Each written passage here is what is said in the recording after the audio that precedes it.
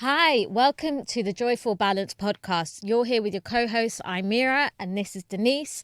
We're here to talk to you about the intersection between psychology, neuroscience, and nutrition.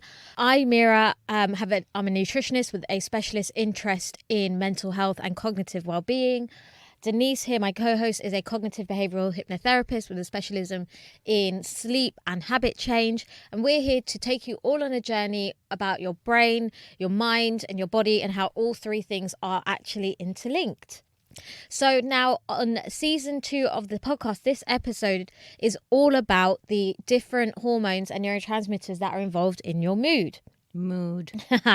So How is your mood today, you the listener? yeah, so definitely ask yourself that question. And Denise, how about you? How's your mood? I'm good. Yeah? I'm flowery today. You are. You're perfectly dressed for this episode. Yeah. I'm not normally a flowery type of girl, but yeah, I put it down. It's lovely.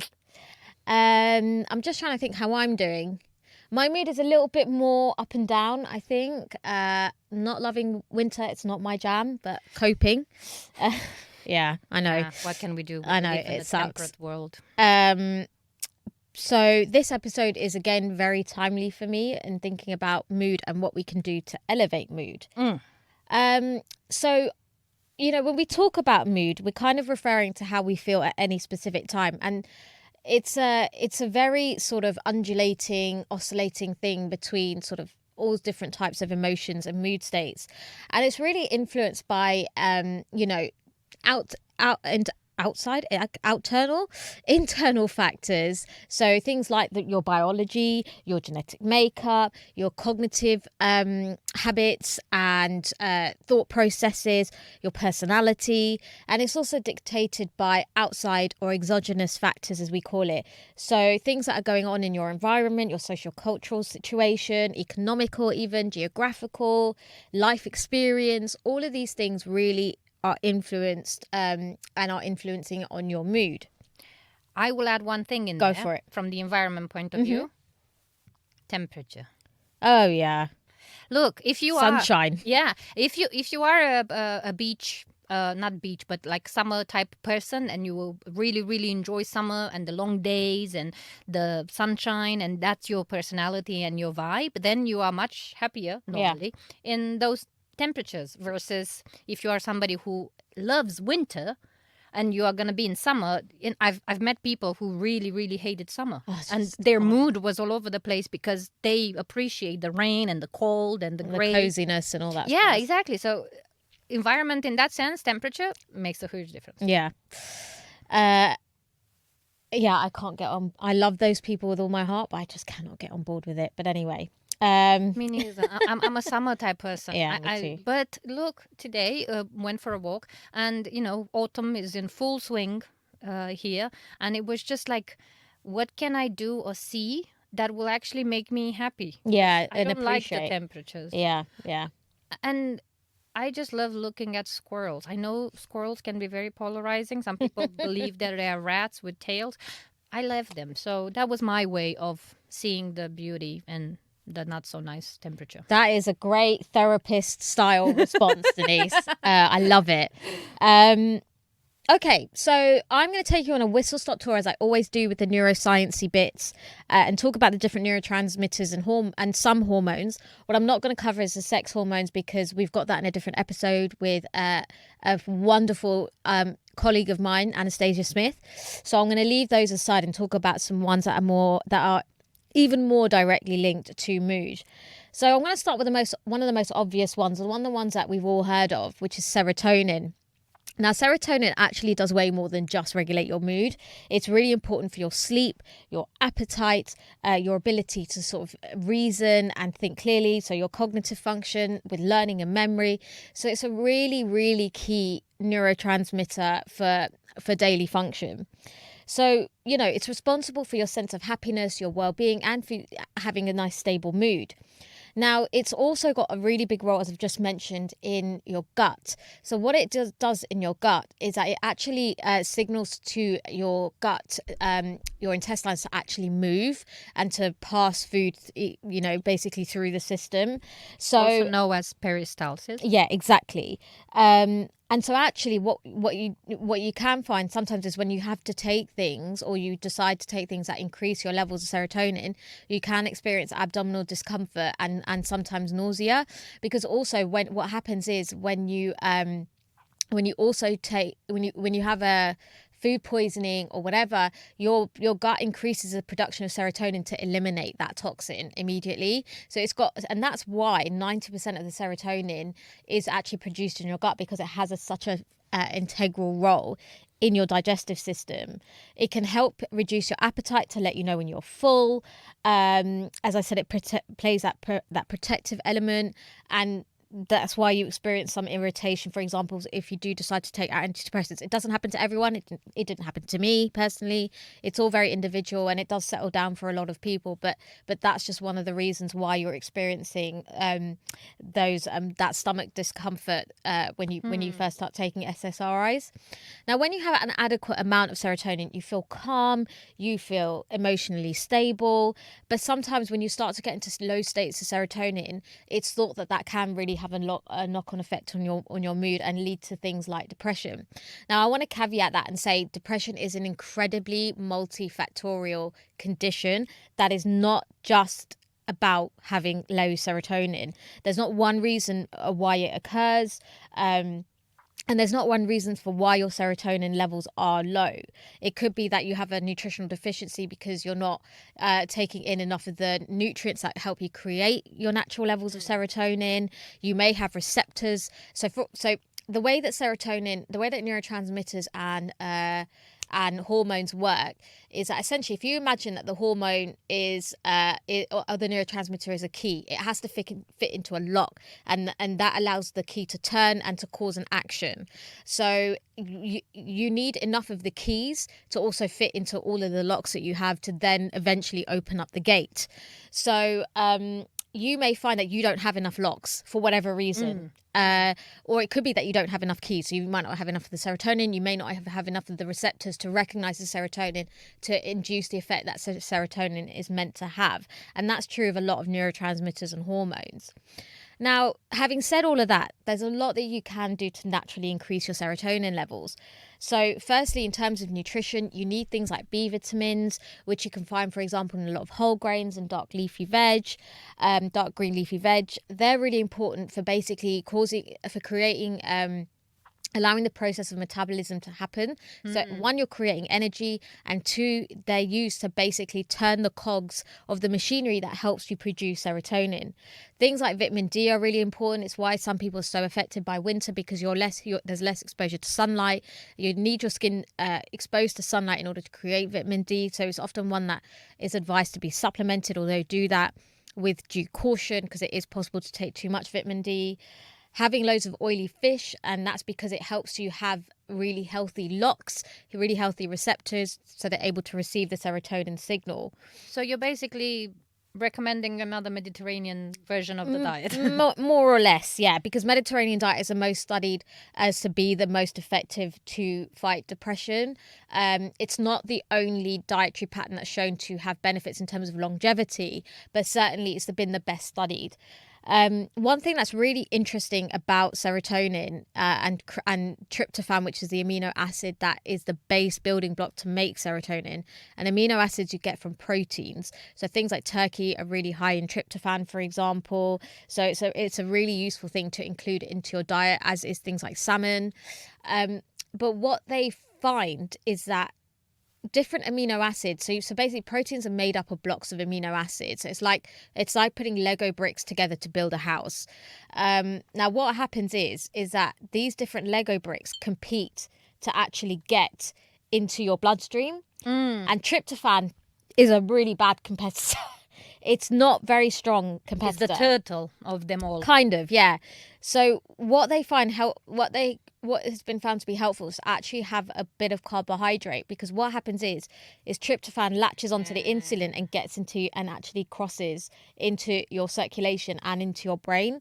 So having like some whole grain carbohydrates to help create insulin, which, because your body's doing that to absorb the sugar that's created out of the carbs, helps to actually get in the tryptophan, which is that Lego building block, to actually make serotonin in your brain. Now, aside from the nutritional factors, I'm going to come back to this point again and again. Regular exercise can boost your serotonin levels, as can being exposed to bright sunlight. So if you can, particularly, it also helps regulate your circadian rhythm, which is your sleep-wake cycle. Try and get outside and expose yourself to whatever daylight you have for the first 10 to 15 minutes of your day, if you can. Or just open the window. Yes. Look out the window. Look out the window. Now, another really interesting neurotransmitter has a role in mood is dopamine. Dopamine's like my favorite. It's the one that I'm most interested in at the moment. That's what we call your feel-good neurotransmitter. So it's really, and I've talked about dopamine, in a previous episode, in the last season of the podcast. I'd highly encourage you to go back to it. But it's a very key part of your brain's reward system. So that's the thing that makes you feel really good when you've bought something off of ASOS, or you've won a game, or you've gone out and reached for some chocolate in the fridge. Dopamine is fun. It is fun. It's also very important. So therefore, it's very important for your sense of motivation, because it's what drives you to go and get that hit of dopamine in whatever way that is you currently get it. It's also very important, therefore, for your sense of attention. It has a role in your memory. It also is how you process pain.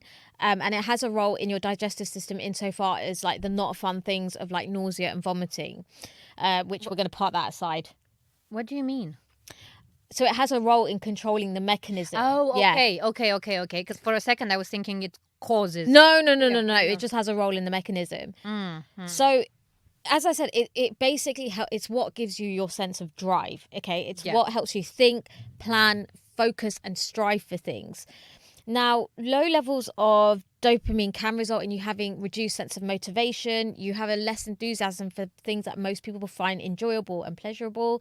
So very similarly to serotonin, they're very similar ways to actually up your dopamine levels. Again, it's getting protein. Why? Because the base amino acid, which is not tryptophan, which for serotonin is actually called tyrosine, is very useful to include in your diet. You can also get another amino acid which you can convert into tyrosine called phenylalanine. So go for things like turkey, beef, eggs, dairy, soy, legumes. All of these are really high in those amino acids that help you give you the Lego bricks to build your dopamine house. Sometimes they find that having lots of saturated fats, which you find in things like coconut oil, animal fats, butter, eating it in very large amounts though, mind. So a little bit is absolutely fine and healthful, but it can actually decrease dopamine production. Now, one thing I didn't mention about serotonin, which is very important for both serotonin and dopamine production, is having a healthy set of gut bacteria. So making sure you're having fermented foods like yogurt, kefir, which is fermented milk, kombucha, your fermented veggies, whatever. Kimchi. Kimchi is my go-to. I'm not a sauerkraut person personally. But when you consume these in high enough quantities and specific strains, you can actually start to increase the amount of dopamine that you produce and lower symptoms of anxiety and depression. Regular exercise, again, is really useful for upping your dopamine levels. So it might be at least 20 minutes of aerobics or an hour of yoga about 6 days a week can increase dopamine levels. Get enough sleep. This is very, very key. For some reason, studies have found that staying up late can actually reduce the number of dopamine receptors in your brain. So you don't, going back to my analogy of the key and the locks, you don't have enough locks for all the keys that you have that you need to open the door so that dopamine can have the effect that it needs to have. So regular high quality sleep, and refer to the episode that Denise has lovingly put together all about sleep. Listening to music is another fantastic mood booster, and that's because it increases your level of dopamine. And also, conversely, meditation has been found to increase dopamine as well. Again, sunlight is very, very important. Now, the same sort of cycles that help, the metabolic cycles that help produce serotonin, also help with dopamine. So they're kind of overlapping nutrients that you need. So things like iron, B vitamins, again, all help make dopamine, as vitamin D is also very, very important. So if I can step in and just summarize for you guys, serotonin and dopamine, equally important? In mood, I would say so. Yeah. Equally important. Foods that help. Whole grain carbs, fruits and veggies, oily fish, quality protein. Absolutely. So make sure that that's if there is one thing you get from these two. Yeah, and right. if you're not sure about where to get all those food groups from, refer to the Mediterranean diet. Like, that's the go-to. Now, I'm turning to some more interesting ones, in my opinion, just because I talk about serotonin and dopamine a lot, is oxytocin. Ooh, the love one. The love one. Love. Yeah, so... Hugs. hugs. Get hugs. Yes. She Sorry. stole my thunder, guys. Sorry. So, no, you're fine. So, as Denise has pointed out, it is actually the love, what's called, quote unquote, called the love hormone. Now, actually, oxytocin physiologically in the body has two main functions. Number one, it stimulates the contractions of your uterus when you're giving birth, which is a very important and painful thing sometimes for a lot of women.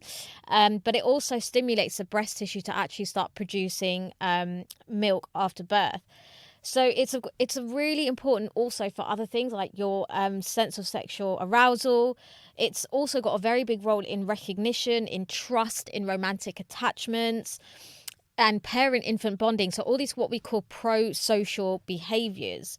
We produce a lot more oxytocin when we're excited about new sexual partners, for example, and when we fall in love. Hence why it's called that, because it helps foster bonds. And guess what? You can fall in love with yourself. Not in a narcissistic way, but you can boost your oxytocin by loving yourself. Oh yeah, absolutely. And interestingly, you know, some people will probably identify a lot with this. In the first stages of that romantic attachment is when you have the highest levels of oxytocin, and that persists for a good amount of time, which is about at least 6 months. Is that why we call it the honeymoon stage? Probably partly, yeah. I imagine so. Because it's all rainbows and unicorns. And you're probably you're probably maybe having more sex because sexual activity also increases oxytocin. So it's kind of like this, it's one of those cycles that actually can be pretty beneficial. So as Denise said, hugging, kissing, cuddling, sexual intimacy can all trigger serotonin. It doesn't make you fall in love. So it's not like a love potion, but it can boost your feeling of love and contentment and security, which are all things that matter to us, and it just helps increase your feelings towards that someone who gives you that. Yoga, there's some early studies to suggest that yoga can increase oxytocin. Listening to music and even making your own music, I think they did studies on, I think it was jazz musicians who found that their oxytocin increases.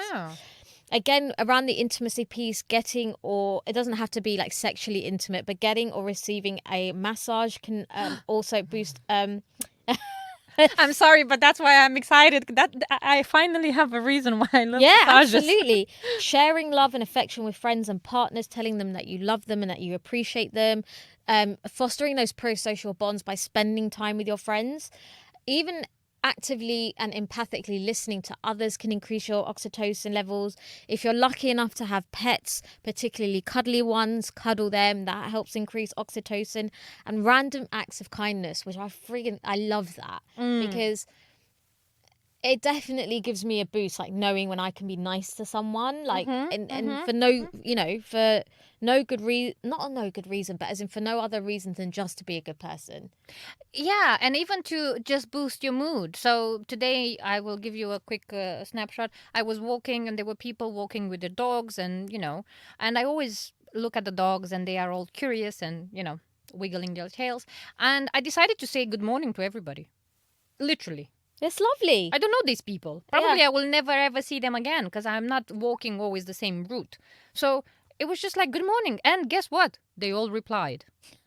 That's really nice. And that's simple. But even like being nice to like serving staff gives me a little boost, and it costs nothing to give kindness, but it pays back in massive dividends, I think. Yeah. And the other thing that I wanted to just quickly point out. Yeah. And I would just say, let's normalize, please, all of us, saying I love you to our friends. Oh, 100%. We say it to our family, we say it to our, intimate relationship partners and things like that. But I have started for a few years now without even thinking about it. Actually, my friend started it, and then I reciprocated, and now I used it with everybody. If I love you, I will tell you I love you. Yeah. Not in a weird, I want you to be my partner type of way. Yeah. But in the sense that I It's a appreciate, familial, like, yes, yeah, I appreciate you. I love you. I care about you. You're my friend. Do you know, if we had the time and if it was our, like, there's lots of things around like words of affirmation and Oh yes, the 5 languages of love, because for me words of affirmation is my total yeah. jam. Absolutely. I have an affirmation app on my phone that tells me affirmations every morning just because I needed this regularity for me to say those nice things to myself. That's why I was saying fall in love with you as well. Yeah, I love it. It's just a beautiful thing to do. Right, so I'm taking you on a bit of a roller coaster ride for a good reason, actually. I think I picked to do it this way because, as well as the uplifting emotions, we have others that are they're not negative, but they are more challenging at times. They have their Okay. uses. So I'm talking about adrenaline and cortisol.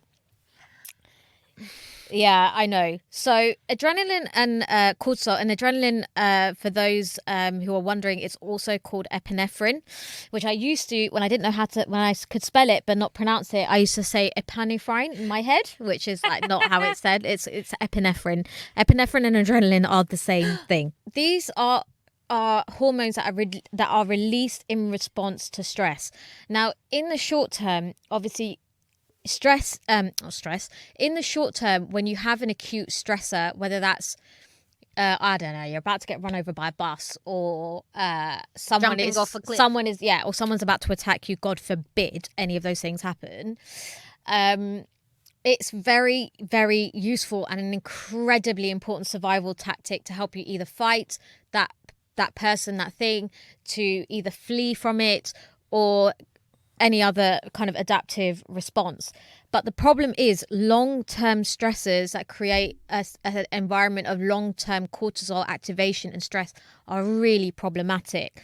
And it's because cortisol starts to affect your appetite. So your appetite changes, and your body begins to store more fat, and that leads to weight gain, which is a really big problem not only metabolically, but also is really dangerous, for example, for your cardiovascular system. And that has knock-on effects in terms of your brain function, because if you don't have a healthy heart system, you can't get the nutrients that you need in your brain. You're leading your body into a high state of inflammation, and inflammation over the long term is really damaging on your body and your brain, which is very vulnerable to it. You're also not in a psychological frame of mind. No, and again, like as we've spoken about in Denise's episode on sleep, it will affect your ability to sleep and interfere with sleep hormone. You will have irregularities in your mood because, for example, as I mentioned somewhere else in the podcast, when you have elevated cortisol, it starts to affect your metabolism. Your body's trying to liberate more sugar in order to cope with the stress, but then that causes you to experience a resultant sugar crash as your body tries to stabilize, and that creates a really big state of anxiety, irritability, hunger, and then you're kind of on a never-ending loop because you're reaching for foods to help compensate that, but those compensation mechanisms, i.e. having lots of salt, fat, sugar and caffeine, basically perpetuate the problem. Now, elevated levels of cortisol are associated with depression, and so it's really important that we manage our stress levels through a variety of techniques, all of which are very dependent on what works for you. And it's very important in terms of just beginning to manage our cortisol levels and start to see them follow the pattern that they're supposed to follow, which is slightly higher in the morning, and then it starts to drop off at night. And so you can fall asleep. So you can get to sleep. Now, one of the key ways of doing this is actually going back to sleep, is getting in front of your sleep. So limiting caffeine and from 6 hours before your bedtime, because it takes about 6 hours for your body to clear caffeine. Doing your vigorous exercise earlier in the day, not close at night, because that raises your cortisol levels temporarily. Having consistent sleep wake times, making sure you give yourself an opportunity to get 8 hours of shut-eye, even if you don't sleep that entire time. Another thing, in going to the exercise thing, exercise is essential. it does help increase, it does cause your cortisol levels to increase as your body kind of copes with that increased physical activity, but it will reduce it later. And the size of that increased cortisol response actually reduces over time. So basically what's happening is that you are becoming more resilient to stress. So it's very, very important for that. Can we just pause for a second? Sure. And just remind us all Yeah. how important, crucial, beyond our wildest imagination, moving our bodies, exercise is. And guys, I'm being really bloody honest with you. I hate exercise. You would think as a nutritionist it is my jam. It really isn't. I love going out to dance, like, don't get me wrong, but I never go to clubs or do any of that anymore because I'm old. And by old, she means she doesn't enjoy them anymore. No, I don't have the opportunities to go. And also that has a knock-on effect because you go to bed ridiculously late. Right, if you want to go out all the time anymore. No, sadly Spoiler not. alert. Sucks. But it's not my thing. But in doing this podcast, and obviously as I train as a nutritionist and have a specialism in brain health, the benefits of exercise are undeniable. So it is so essential that even someone who doesn't like exercise, I am learning to find ways to incorporate more movement because it is that essential. Exactly. And if I can, how can I put this? It's so important because the more you read about it, the more you hear about the wellness, blah, blah, blah, and you're thinking, oh my God, this is a new trend. Everybody needs to be active and needs to be eating right and doing right and so on.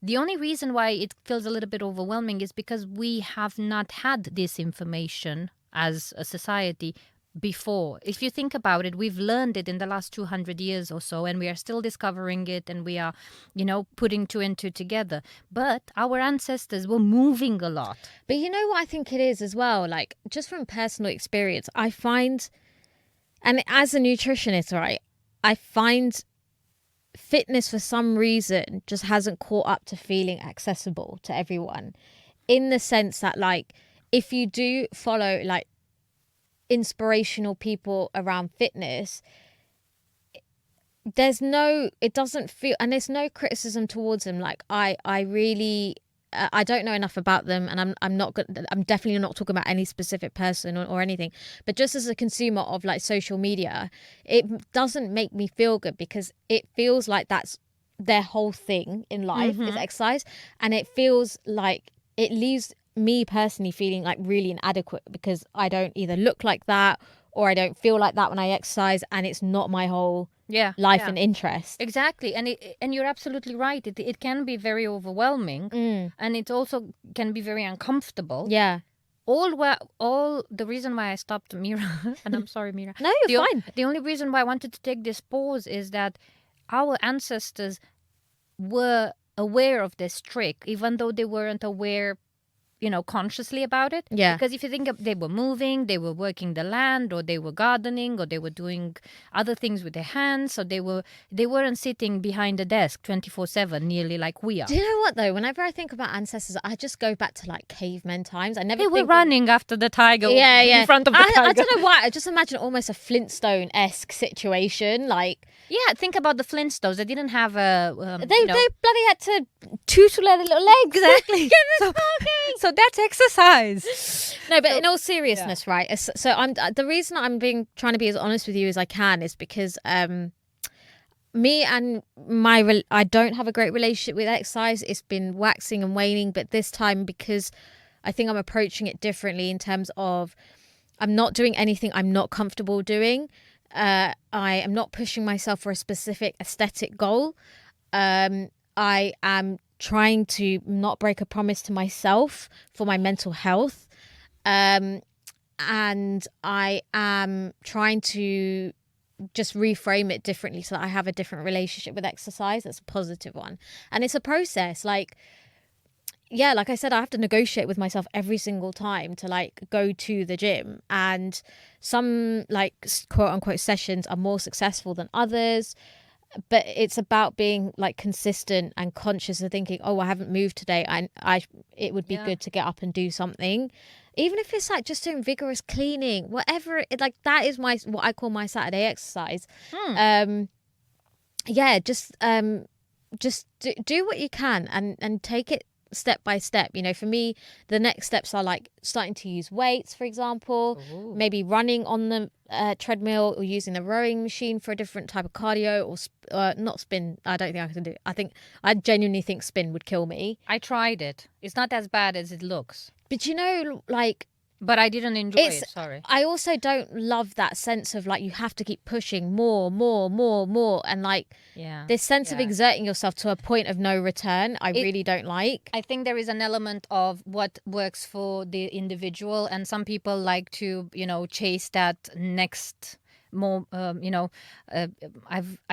I've done this ride in, I don't know, 20 minutes. If I do it in 16, if I do it in 15, some people Yeah, that work can like be that. really motivating. Yeah, don't Yeah. get me like it definitely is each to their own. Like some people like Yeah. love spin classes. Yeah, exactly. I'm not one For of them. me, I think though the trouble is that as someone who's an extremely anxious person, if I get my heart rate that high, that's what triggers an attack. Almost for me personally. Yeah. So I have to kind of slightly pick and choose my like cardio, for example, to make sure that I'm not pushing myself into feeling Yeah. really, really rubbish. I am similar to you in that sense that what I always I okay, small detour. I tried personal training for a very short period of time. It didn't work for me. I might not have had the best personal trainer, but he was trying to push me to, a limit of a high heart rate. Yeah. As soon as my heart rate goes that high, you can literally wipe the floor with me. I'm not able to do anything No, else. and that is where I realized that's my barrier. I am not interested in doing high intensity I interval hate training. HIIT. It's not for me. Like, it's not, again, some people love it. Like, I think what Joe Wicks has done for the exercise community in terms of like inspiring everyone is nothing short of incredible, and he deserves It all the is credit that he gets. fantastic, yeah. But like, yeah, it's just not for me. And I've had that with a personal trainer. Again, I definitely, and I'm not saying he was a bad person at all. He was lovely. But I remember one training session where like he pushed me to the point that I almost fainted.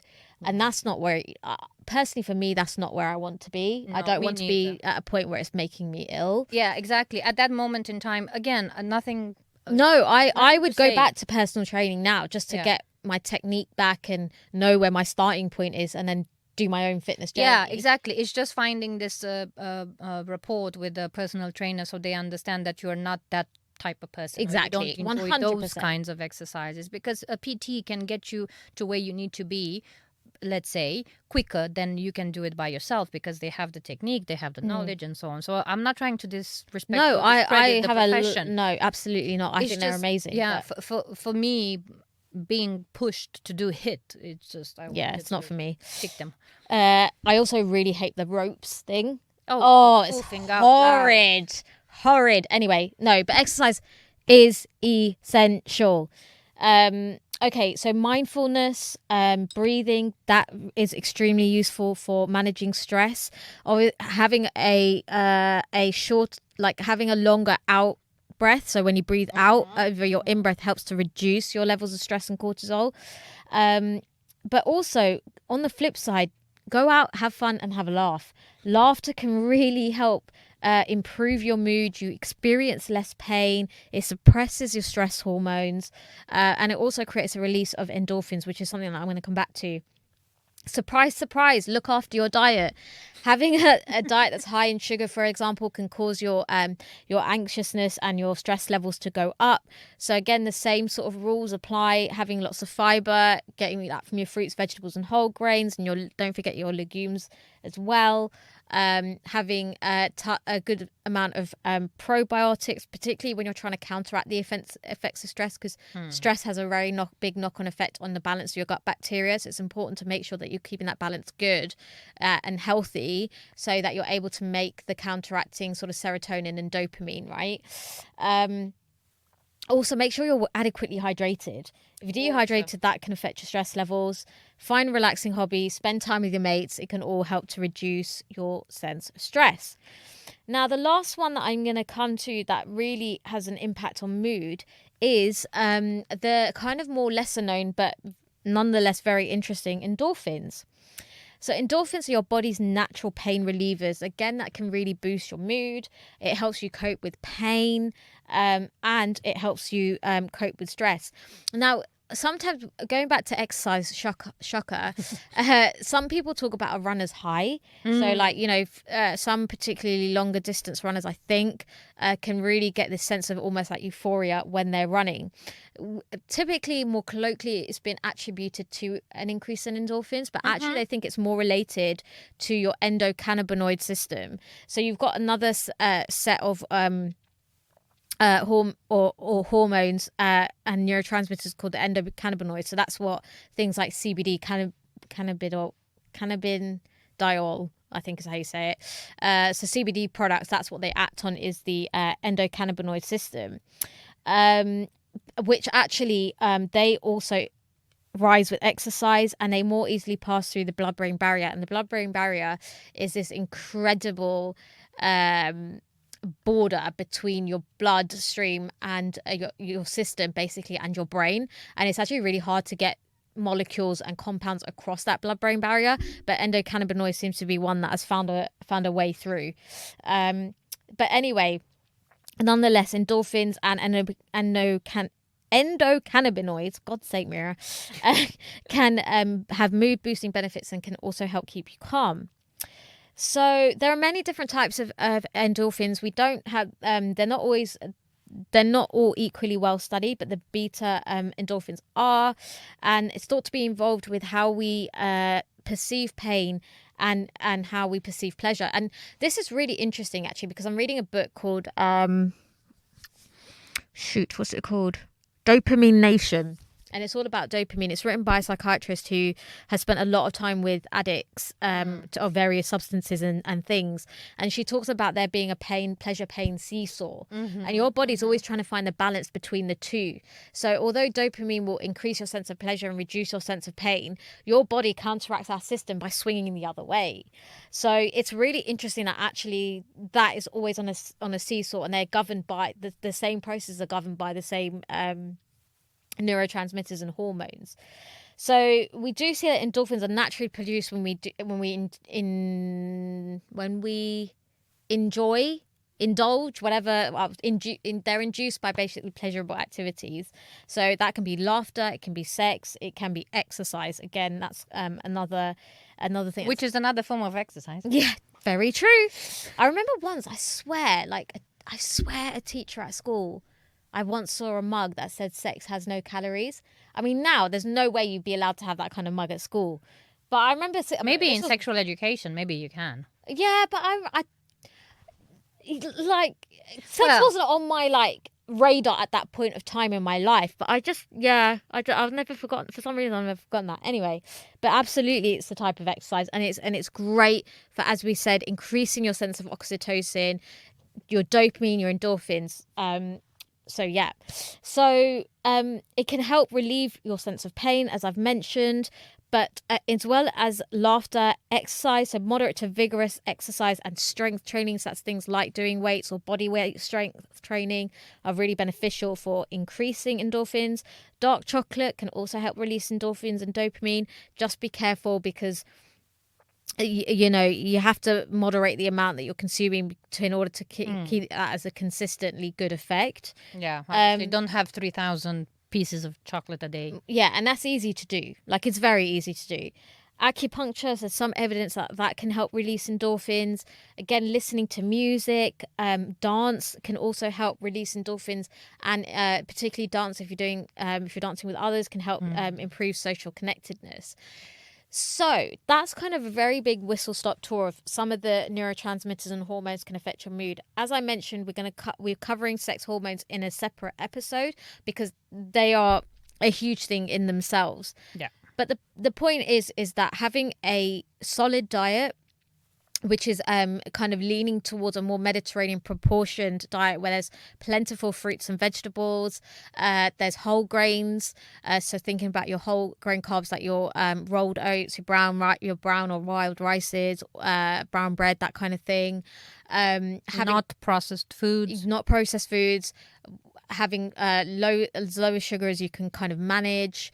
and also drinking lots of water, and make sure you have quality protein and oily fish. They're all really important standard dietary things that I would recommend to anyone who's coming to see me. It's getting sufficient sleep has a really big knock-on effect on neurotransmitters and hormones, so making sure you're getting adequate sleep. Exercise, again, is super important for boosting all of these important neurotransmitters that will boost your mood, but also lowering your stress levels overall. Just make sure you don't do it too close to bedtime so that it doesn't interrupt your sleep. Social connectedness, whether that's with your partner in an intimate situation, whether that's friends or families, or even cuddling your pet, are all really useful ways of boosting your mood and through boosting those hormones and neurotransmitters. And make sure that you're enjoying, like that you're having a laugh every now and again. That's really beneficial. If you can't go on Netflix or go to a comedy show, or recently I was in a really bad mood and I went to see Mary Poppins and I felt bloody fantastic. So Exactly. go see Mary Poppins. It Or was Mamma phenomenal. Mia, for that Mamma matter. Mia, yeah. Like, do something that's going to bring you joy, is what I'd say. We go back and again and again and again to joy, because joy is responsible for so many beautiful things in our lives. Yep. And so many beautiful things create joy. Yep. So, guys, eat well, sleep well, hydrate the hell out of yourself. Well, not too much, because you can go the You other can way. overdo it, yeah. Yeah, so hydrate well and joy. Yeah, absolutely. Find joy. Yes. It's available out there. Sometimes it just takes a little bit of time, and it's for free. it can be, yeah. Ring a friend, tell them you miss them. Yeah. I just wanted to say one thing before we wrap up, because this was our summary for today's episode. Recently, I was working with somebody who experienced a very chronic version of loneliness, and everything was overwhelming for them in terms of sleep, in terms of, many other facets. And they craved the social connectedness. And we say, oh, exercise, go this, do that. But sometimes it's very difficult. Some people struggle. Yeah. If you are one of those people struggle, I would recommend do something where you don't necessarily have to interact, but you are in a social setting, i.e., sewing group. That's what my clients started doing. It was something that it came from them. Oh, I will be sewing. I love sewing. I will go and find a group nearby where they sew. Well, you don't have to have the chatty at sewing. Or I go to a coloring group where we are that's adults. amazing. We sit around the table.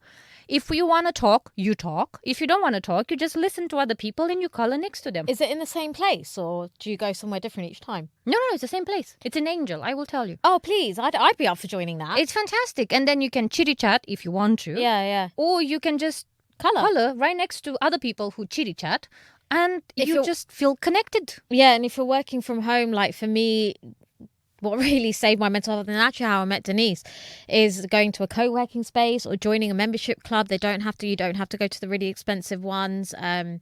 There's plenty around. There's different apps that you can use to socialize. I'm trying out one myself. I'm trying Bumble BFF just to meet some more people, meet some more women, local women in my area.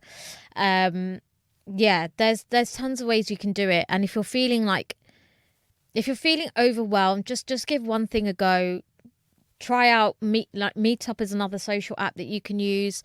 There's a group out there for everybody, actually everybody. Whatever niche thing you are interested in, there will probably be a group out there for you.